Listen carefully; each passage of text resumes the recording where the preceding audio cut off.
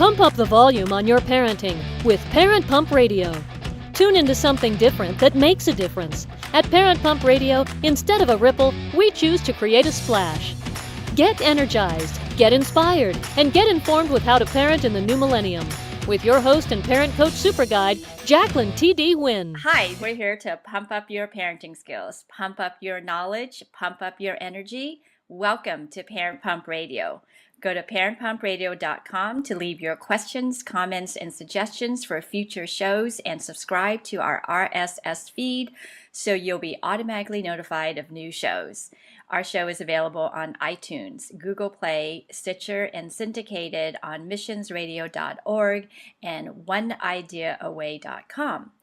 So we're going to continue our talk on financial literacy. According to Forbes magazine, 2/3 of American adults can't even pass a basic financial literacy test, and we know more income does not translate to better financial situation. I mean, according to statistics, 70% of lottery winners and 80% of professional athletes end up filing bankruptcy. So Parent Pump Radio is going to be bringing on many expert guests this year to help educate you on money, credit, tax, debts, student loans, investments, ways to cash flow. We're also going to be partnering up for a monthly live speakers talk panel in the city of Torrance, Los Angeles. So mark your calendar. Our first one will be on January 19th, 2019 from 10 a.m. to noon Pacific Standard Time. If you can't make it live, we're also going to be live streaming it, so all the information is in the show notes. Make sure you go there. So today we're going to talk about credit. Do you want to get back in the credit game? Are you stuck with a high interest loan or dealing with collection accounts which are damaging your credit? Or maybe you just want to understand more about how credit works so you can play the game more effectively. Our expert guest today is the president of Credit Furst and has over 35 years of combined credit experience. His company helps consumers and businesses when they get declined for a loan due to undesirable credit. They also restructure credit and challenge negative items such as judgments, tax liens, foreclosures, bankruptcy, chargeoffs, and so many other things. So typically their clients have the results they need within 30 days to maybe finance a new loan for a home, a car, education expenses, even a personal loan. So without further ado, ladies and gentlemen, I'd like to introduce you to Chris Kastigar. Hi, Chris. Hey, Jackie. How's it going? I'm doing great. Thank you for being on the show. You're very welcome. Thank you for that wonderful introduction. You're welcome. And you can find Chris at his website, creditfurst.com. And let me spell that because the word first is a little different. It's CREDIT, F like Frank, URST.com. And that is also in the show notes. And there's a reason why I have the name that way. Our slogan is, like our spelled name, errors are made every day. Don't let an error impact your financial dreams. So our name is misspelled on purpose because there's errors in credit reports throughout the realm of credit. Probably about anywhere between 80 to 90% of credit files that are managed by the bureaus have errors in them. So that's the basis of our name, logo, and that dynamic in our company. Yeah, I was wondering. I was going to tell you, you spelled first wrong. Yep, I did.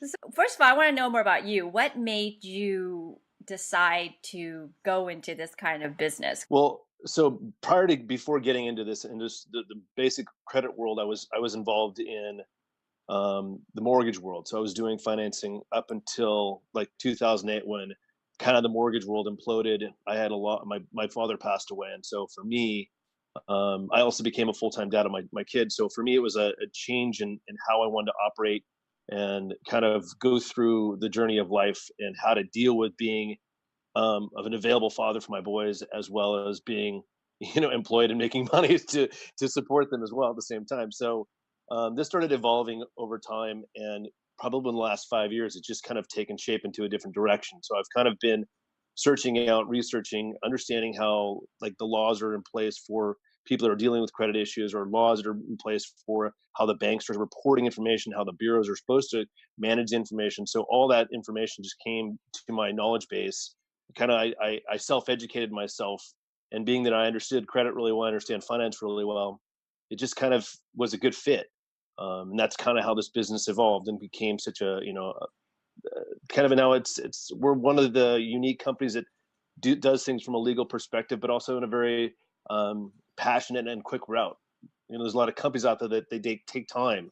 I've heard some companies taking between, 18 to 24 months, 36 months to help clients get back on track with their credit. I'm like, that's insane. You got to get this done quicker. We want to get people back in the game. And if I can find ways to do that, that's kind of how the business evolved. Yeah. I mean, for you to do what you do in 30 days, it's pretty awesome.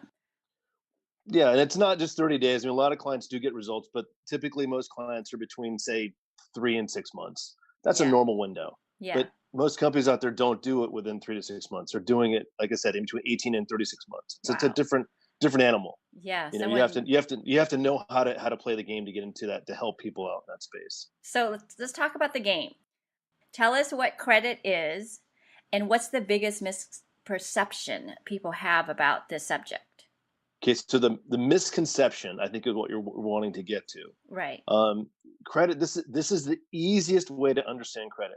Credit is based upon risk, and the credit report looks at a snapshot of what's happening to you today, and it looks at all the accounts that you have that are on your credit report, good and bad, and then it takes a snapshot and says, what's the likelihood that this person is going to have a late payment within the next 30 days? That's the truth behind credit. What is the possibility of a consumer to miss a payment within the next 30 days? Because the banks want to make sure that the money that they're giving to a consumer is going to get paid back to them in a way so that they don't have any risk. So they're trying to mitigate risk to the lowest level. The lower the risk, the more likely they're going to give you a loan. That's the simplest way of looking at it. Okay. So what do we not know that we should know?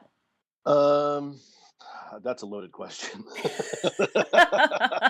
There's a lot of information out there. So what's the biggest misconception then? The biggest challenge people run into, this is probably the biggest obstacle, is utilization. Utilization is 35% of someone's credit score.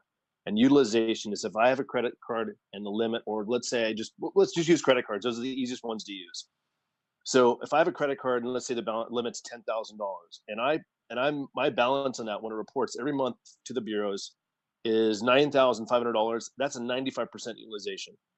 The algorithms are designed so that they look at the risk factor. Well, if someone's pushing the envelope of their limit, the possibility of them missing a payment is really high.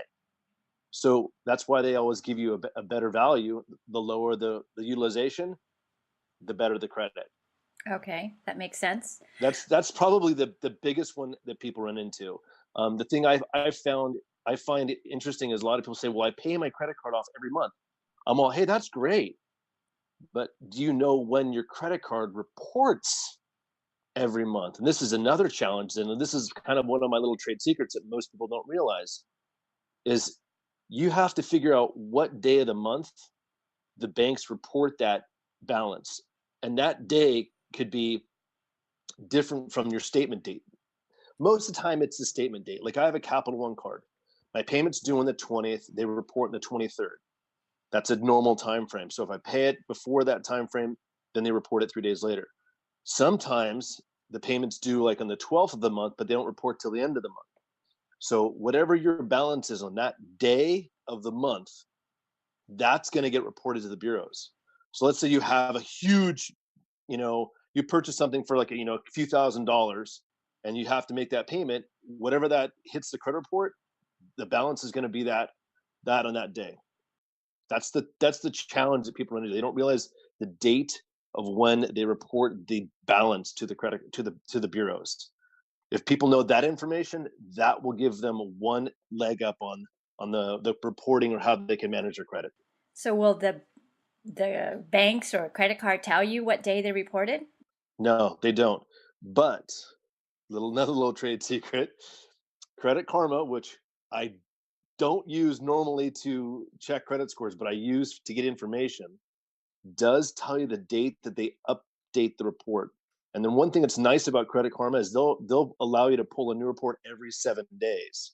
The downside is it only gives you two bureaus. It only gives you Equifax and TransUnion. But the perk is they'll tell you the day of the month that that account gets reported.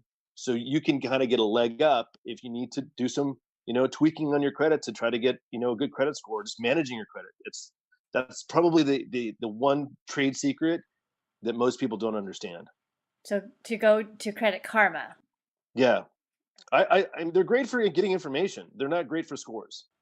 Okay. That's the one thing you don't use them to score, unless for God forbid that their scores are above 800. Then yeah, you can use them because that's okay. But most of the time, the scores are never accurate.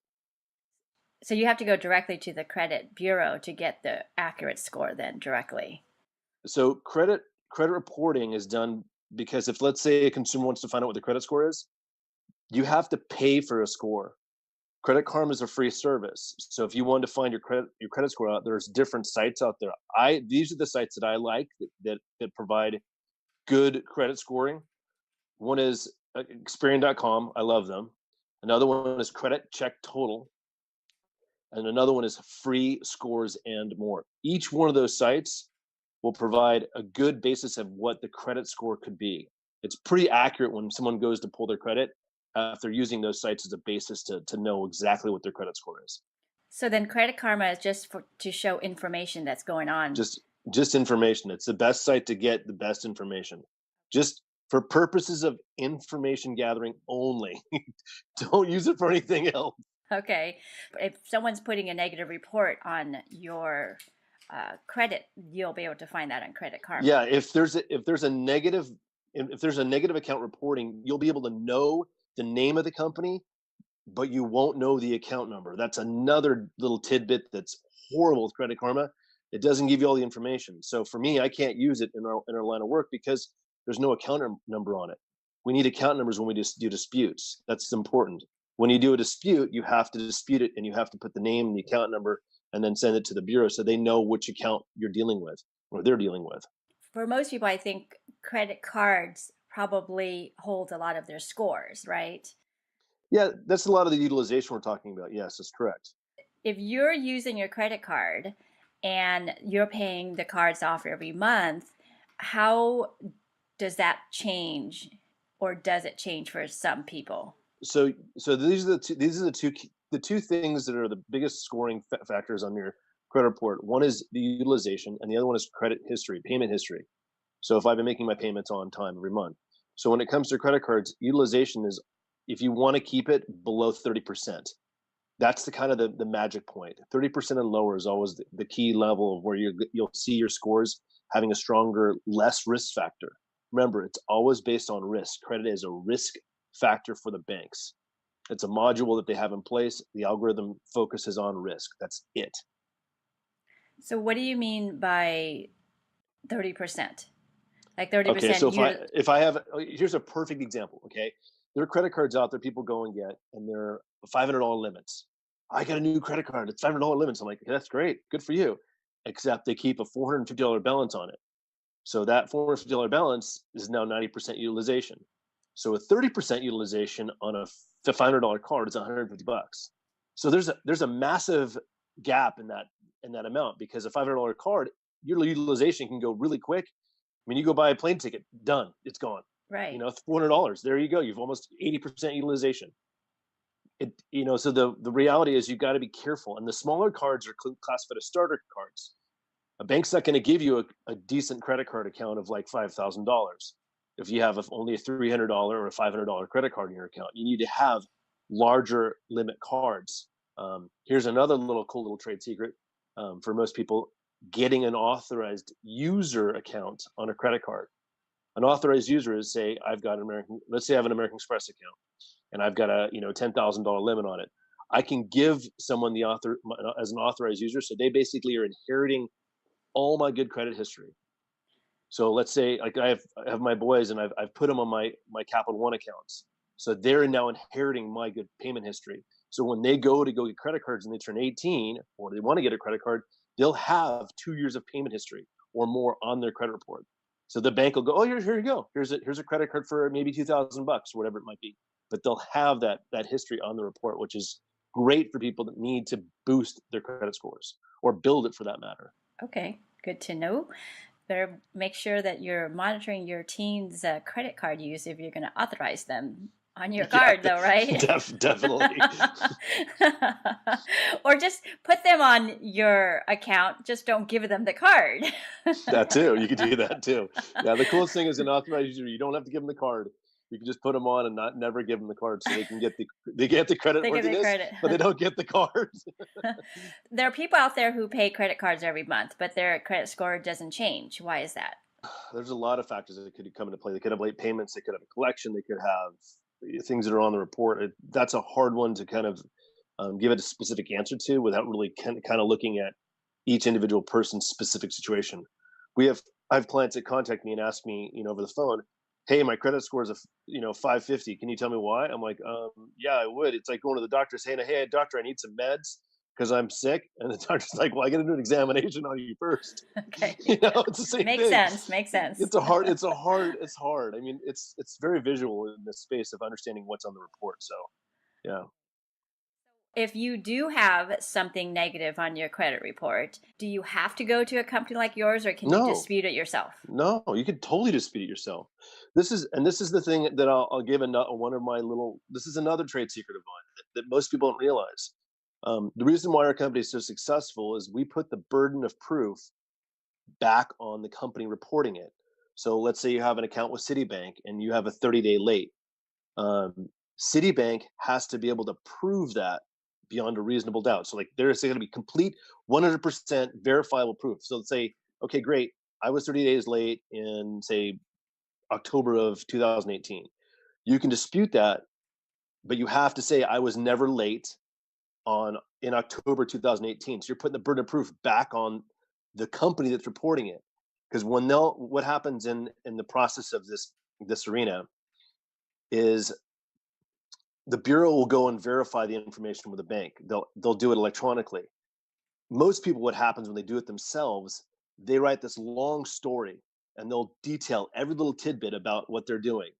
And in the process, what happens is they themselves verify the account because they've written a story, explained the details of the story, and they just go and the bureau goes, great, thanks for telling us you were 30 days past due.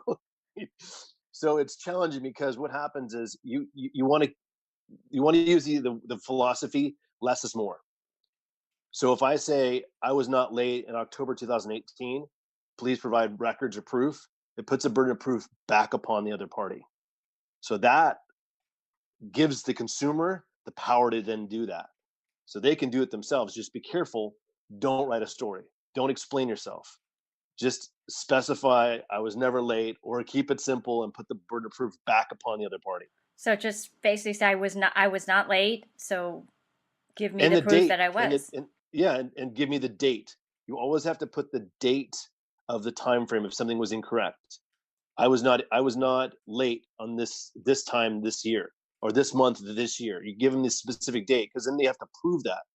And a lot of times they can't prove it. They'll send some form of statement, but no one can prove when they got the check. There's no record of it.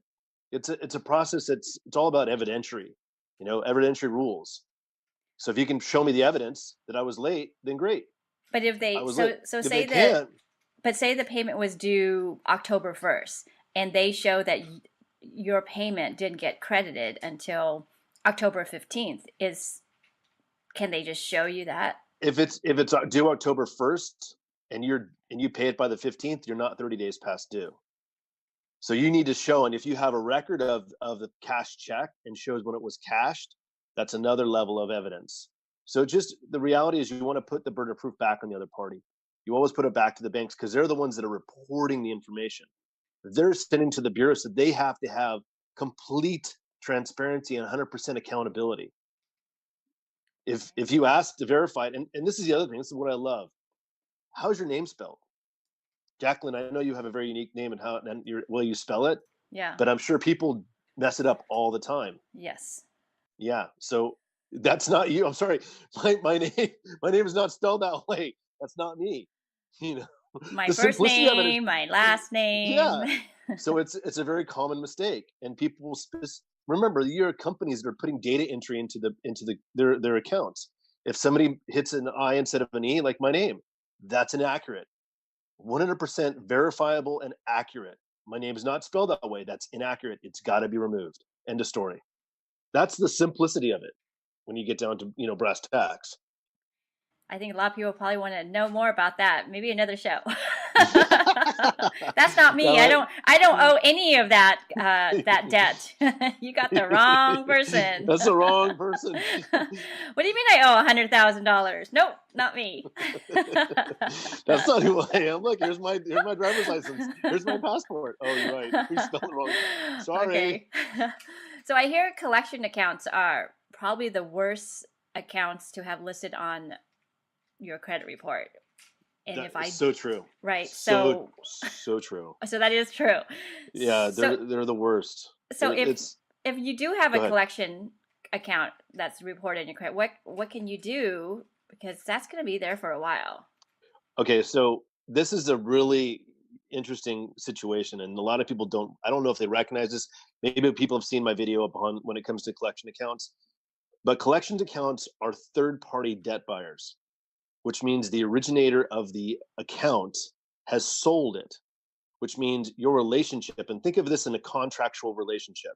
So if you and I are in a contract that's mutually exclusive between you and I, if you're upset and you're mad at me and upset, and you say, forget you, I'm selling your debt to a third party, you've now removed my relationship completely out of the equation. So you've now sold it to somebody else who I have no relationship with. So what banks do when they, or even this even goes into medical debt. Um, when an account is sold to a third party debt buyer, that relationship has changed. So your relationship with that individual is no longer valid. It's been terminated. The third party, what they do, they want to get you into a relationship. They want to get you into a contract. And the first way they do that is try to contact you by phone. And they blow your phone up like crazy and tell you that they're collecting on behalf of whoever it might be. I'll use Citibank again. Right. We're collecting on behalf of Citibank. They didn't tell you that they bought the debt for pennies on the dollar, and now they're trying to contract with you to have you pay them the full amount, when actually they've paid, let's say it was a $5,000 debt, you had $5,000, and then let's say they paid 10 cents on the dollar for that. That means they paid 500 bucks. They call you on the phone, they say, hey, Jacqueline, hey, this is Chris over at ERC, and you now owe us $5,000. You're like, what? Oh my God. And so us being the guilty parties and us thinking that we owe this money, not realizing the banks have already taken it as a loss and written it off on their books, we feel bad, we feel guilty, we feel horrible. So our internal belief systems kick in. We start really getting overwhelmed. I got to pay this. Oh my God, I'm so stressed. And they're calling you constantly. If they get you to agree to something on the phone, you've now been in contract with them. You've now accepted their new terms. If you tell them, I don't know who you are, I don't have a contract with you, there's no signed agreement, please prove that there's a signed agreement, they're going to go away because they have no signed agreement. You've never agreed to pay them the amount. So collections are third party debt buyers that have no contract with you. There's no way that they can enforce any type of claim against you because there's no agreement with them. So you actually don't have to pay the debt if it goes to a third party? Nope. You just have to know how to challenge them on the merits of their claim. But then And they if can you still put it on your credit report, though. they can't. They have to validate the proof. But they've done it. How have they so once when we get down to validation is a whole different arena. Okay, so So so the people that have that on their record, the consumer has verified that or validated that. No? No, not always. A lot of times what a collection agency will do, they'll send a letter in the mail called a dunning letter. And that dunning letter is a way in the documentation or the language they write. It says, "This we're collecting, or we're collecting on behalf of Citibank, and this is you have a debt with them. And if you don't challenge the validity of this account within the next 30 days, that is your agreement that this is a debt. It's called acquiescence, which means you agree by doing nothing. So when they send the letter to you and you don't respond, that's the agreement that this is a debt. Now they have you in a contractual obligation in the sense because you didn't respond. By not doing anything, you're actually agreeing. So it's better to do So something on that part. yes, when you get a letter in the mail, you make sure you respond to that letter in the mail and ask them to prove their claim. You ask them to show you the signed contract, show you the records, show you the proof that they have the right to collect and they have the right to report it. It takes about anywhere between 30 and 90 days to get those collection accounts removed or to make the collection account people go away. You just have to, it's just a letter writing campaign. It's what you're really Okay. doing. Yeah. So let's talk about homes foreclosure, short sale, because Okay. back in the 2008 2000, crisis, 2011, 12. Yeah. right. A lot of people have foreclosure and short sale. So can you legally remove those things from your credit report? Yes, you can legally remove them from your credit report. They don't have to And stay there for 7 years. no, they don't have to stay there for you 7 years. And that's good that you mentioned the 7 year time frame. Here's one other thing that people don't realize when it comes to credit. Any account that's been charged off, written off, foreclosed, or whatever, anything like that, when the account has no longer been owed to the company, do not make any payments again to them, because if you do, you reset the clock for 7 years. Anytime. And some people go, I pay them $10 a month. Don't do that. It's the worst thing you can do because you're resetting the clock and you're extending the time frame that they can report that information. So when it comes to foreclosures and short sales or anything that's negative for that matter, it always comes back to the burden of proof. So I will ask the company, or a consumer can ask the company for the records and proof that they have the right to report that. And if they don't have the right to report that, they can't report it. If they can't verify it, they can't report it. And once again, it's got to be 100% accurate. We have about 4 minutes left, and I want to talk about your company because obviously this is a lot of information for someone. So what So much separates information. what separates your company, Credit Furst, from other companies like Lexington Law or many other repair And companies? all the other credit companies. So there are different methodologies companies use to market their services. The easiest one is I'm going to charge an initiation fee of say $200, and then I'm going to charge you a monthly fee of $99 a month. Okay, so people think, hey, that's affordable, but what they don't tell you is they're in their model of how they do business. They want to get a client on the hook for between 18 and 36 months. So that means that they're now dealing with not having access to the credit for maybe a year and a half to 3 years. My model is I want to get clients done as quickly as possible so that they're back to using their credit again. We're getting the banks, we're going to hold them accountable to make sure whatever they're doing is verifiable. If it's not, they have to remove it. Once it's removed, the consumer can then start using their credit again. Their clients get a chance to get back into the market and use the credit, which is what we want to do. And the banks, this is the craziest thing. Banks want people to have good credit because they want to open new accounts. That's the whole job of a bank, to open new accounts. That's why Wells Fargo got in so much trouble, is because they kept opening accounts without the people's permission. But the goal of a bank is to open accounts. So if we can clean the credit up, get them back into the market within 3 to 6 months, then they're using their credit again, which is what helps the economy, helps the banking world, helps the consumers, helps everybody. I mean, we all want to start spending again. In some levels, you got to be responsible still. Right. Always be financially literate, right? Absolutely. So last question, why should we hire Credit Furst? Because I'm a genuinely nice guy. No, That too. yeah. That's at the discretion of the consumer. I mean, some people I get along with great. I mean, a lot of what we're doing is coaching people and helping them understand. That's the basis of our business, is providing them with assistance and coaching and getting them the help they need. Some people don't want to use us because they're concerned about the monthly expense or whatever it costs on our end. Our costs are different from other companies. They're about the same price, but they're broken down in different payment structures. So, I mean, if they like us, fantastic. We're happy. I know I can't please everybody in the world. My goal is to please those that like us and use us, and we have a great success rate. So that's why I think a lot of people use this. And that's what I love about Chris is he's really good at coaching. So you understand more about the credit world, the finance world, the debt world. And it's once you understand it and you understand the rules, that's when you can play the real game. Right, Chris? Yeah. I mean, the whole thing is you need someone in your corner to support you.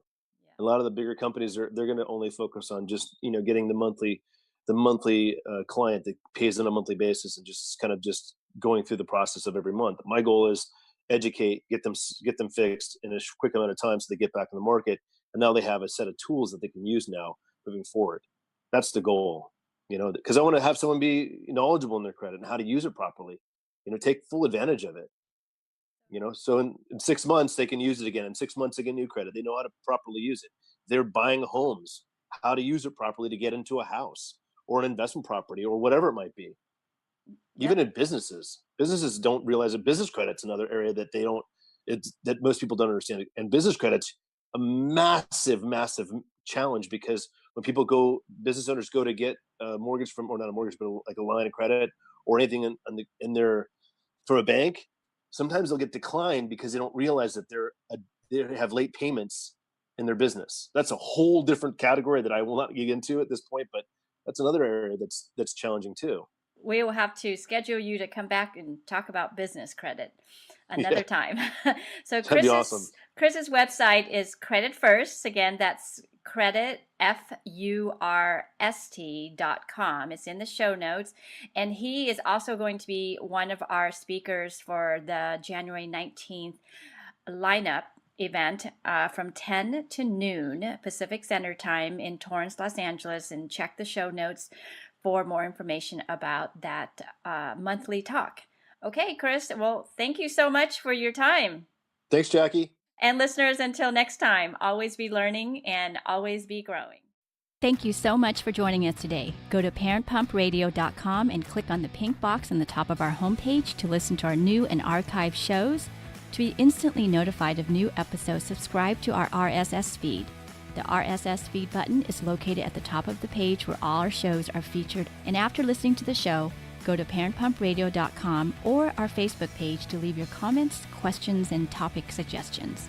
And while you're at our website, sign up to receive a free gift. Until next time, have a wonderful week.